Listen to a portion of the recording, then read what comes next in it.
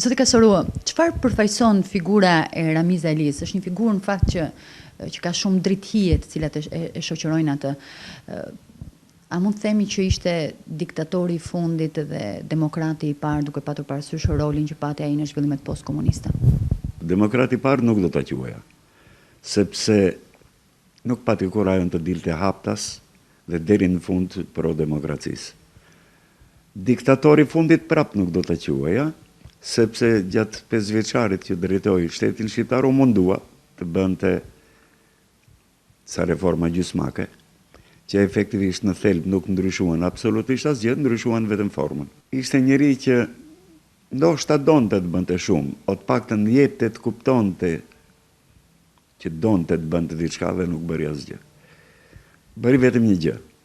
E këtë ja them me bindje, evitoi gjakderdhjen atëherë kur cili do tjetër që do të ishte në krye të pushtetit do të lejonte gjakderdhjen. Ai u mundua ta frenonte dhe e frenoi. Nuk e frenoi deri në fund. Kjo bënte pjesë në karakterin e tij. Dikur kam shkruar për të, ai mbeti i keq duke bërë mirë edhe mbeti i mirë duke bërë keq, diçka e tillë.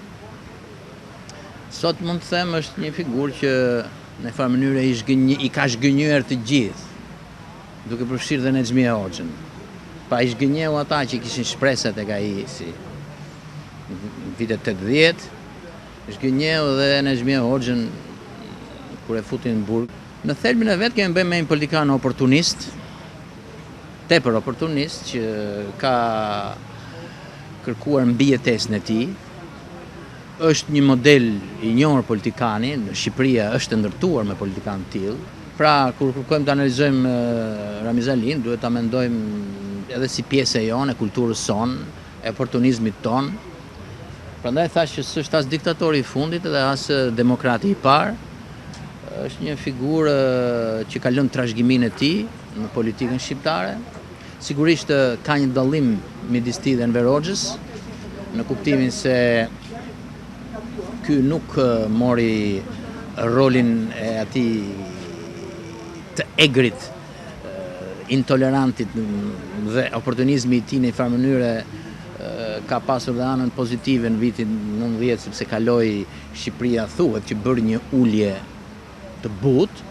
Megjithatë ulja nuk ka qenë e butë, ka qenë një ulje e detyruar, e bërë në emergjencë, e bërë me shumë dhimbje, me shumë tragjedi dhe ndoshta mundësitë që u dhanë këtij që të mbajë përgjegjësitë dhe të drejtojë timonin siç duhet, nuk i çfrytëzoi edhe një herë, ashtu si nuk i çfrytëzoi edhe në vitin 85 kur vdiq Enver Hoxha.